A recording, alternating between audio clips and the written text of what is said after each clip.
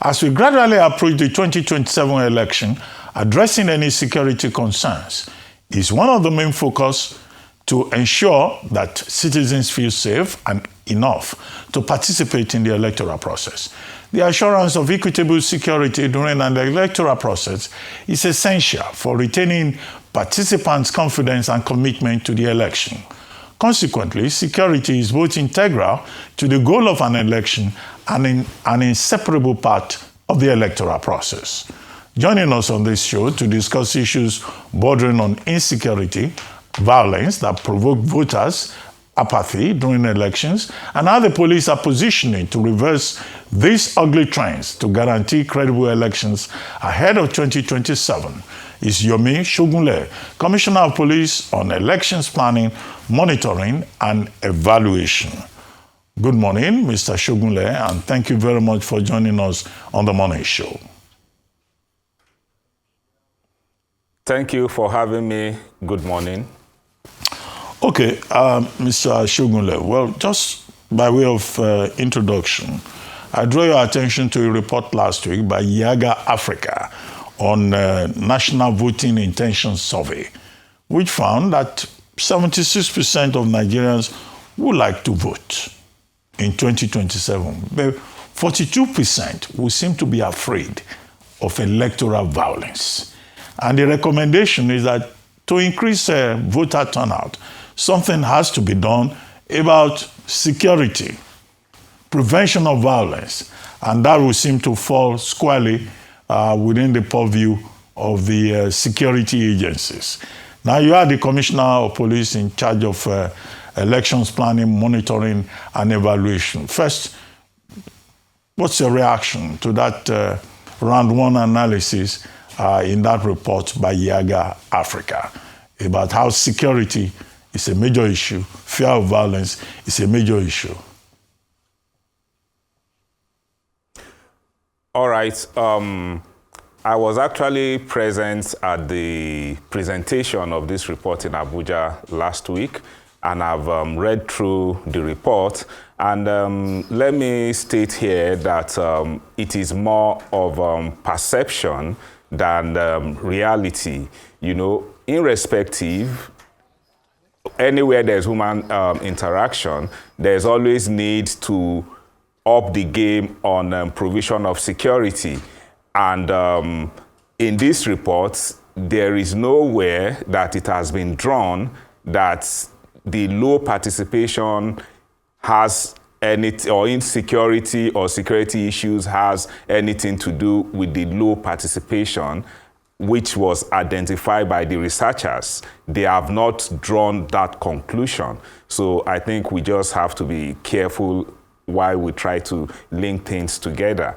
And having said that, the Nigerian Police Force, as the lead security agency on election security, is putting in everything that is needed to be put in place to ensure that there's adequate provision of security during election. For instance, I will state that the Nigerian Police Force is putting all its strength out to provide adequate security during election. A lot is being done regarding training of police officers to be able to provide the required security needed for the election. A lot is being done as well as acquiring the logistics needed for the provision of security during this election. And one thing the Inspector General of Police, IGP Kayode Egbetokun, PhD, NPM, is particular and focused about is to ensure that we have elections that are free of violence. And if you look at the couple of elections we've had in the recent time, this shows that. For instance, the governorship election in Anambra in November last year, this has been adjudged as one of the most peaceful elections so far in Nigeria. And as a matter of fact, we recorded zero violence during this election. And this happened because of the different measures put in place to ensure that we arrive at this intentional outcome.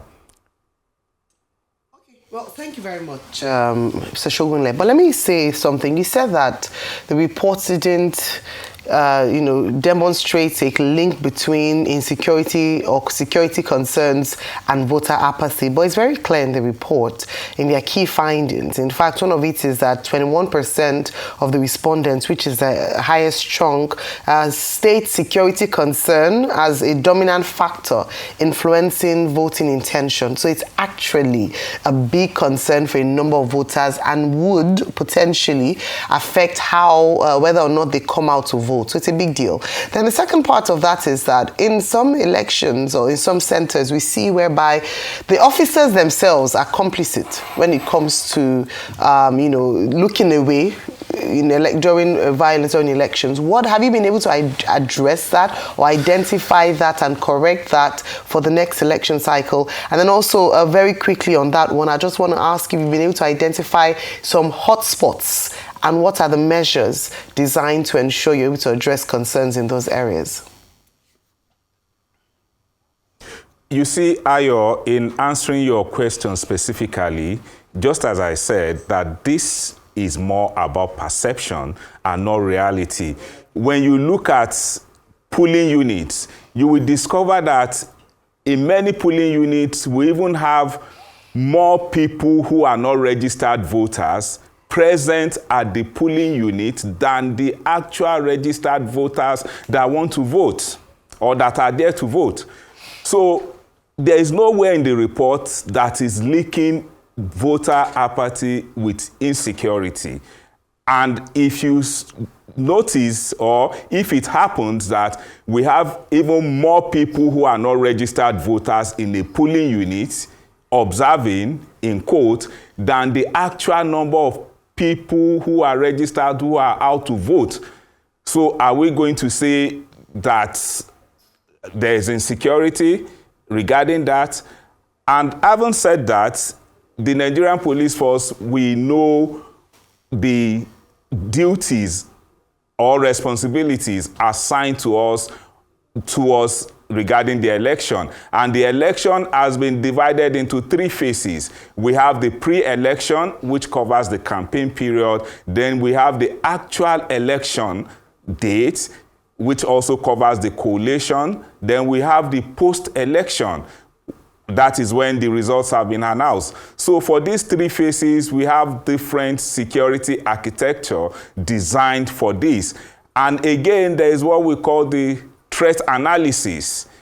Before the election, we do a threat analysis, community by community, local government by local government, state by state. And this threat analysis makes us to understand what would most likely happen. And this allows us to go before these people who are planning to do certain things that might not make the election to go on peacefully. Okay, Mr. Shogunle, I don't need a report by YIAGA to tell me that a lot of voter apathy is because of people don't trust the security authorities during elections. Look at the 2023 elections. Look at governorship elections in Lagos. When they carried Oro and there was mayhem and people were being chased away from police area, the police was left flat-footed, couldn't do anything. There were many police stations. In fact, in the first place, you don't even have enough people manning the police stations, 1 or 2 police officers. When these criminal elements come and cut away election material, the police is just left there looking. We have empirical videos on camera. And that's why when people go vote, they get injured. That's why they don't want to come out and vote. So I don't even need YIAGA reports. The last election cycle showed everything. So I don't know what you are talking about when you are saying, that it's not because of the police. It's because of insecurity. The police are supposed to guard, the process. But we see criminal elements come around. And police officers are left there and they are not even able to man anything.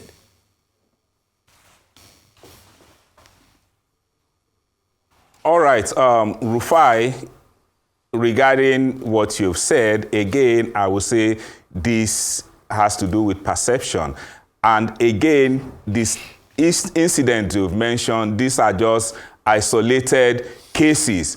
And there are reports as well that those that are responsible for the action you mentioned were eventually arrested, and necessary action were they prosecuted? has been Can taken. I ask you a question honestly? And please be honest with me, true to God.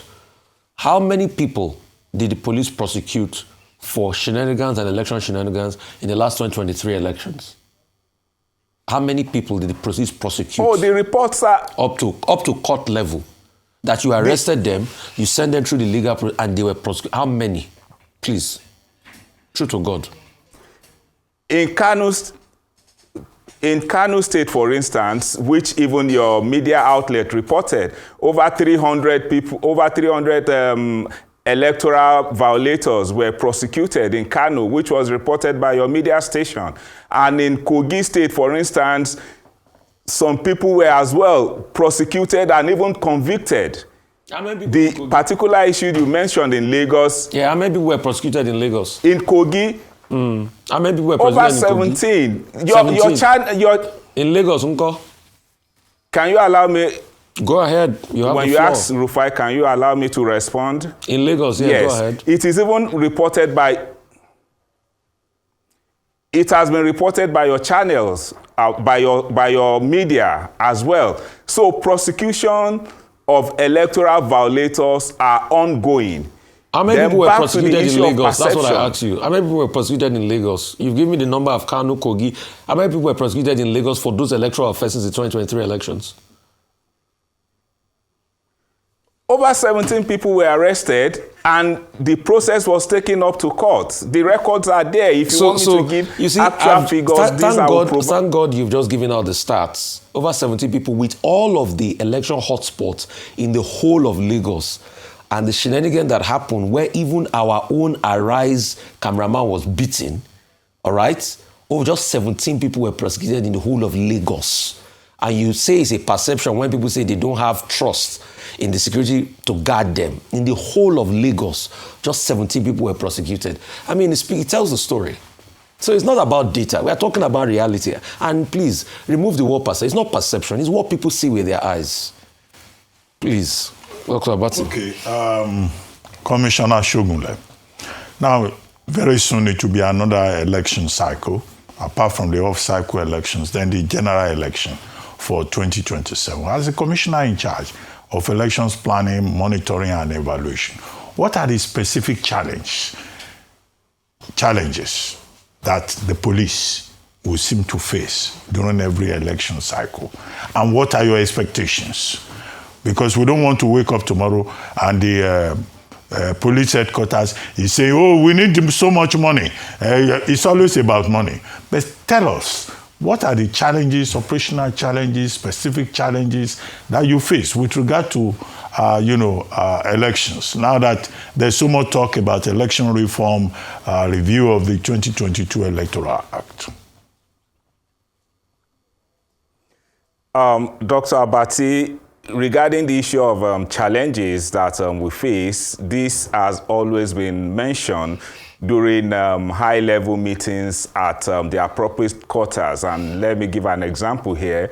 During meetings at INEC, that's the Interagency Consultative Committee on Election. You know, part of the challenges or part of what we see as challenges has to do with deployment into difficult terrains, terrains that in most cases are not easy to enter into. That's one of the things. Then another thing again is communication.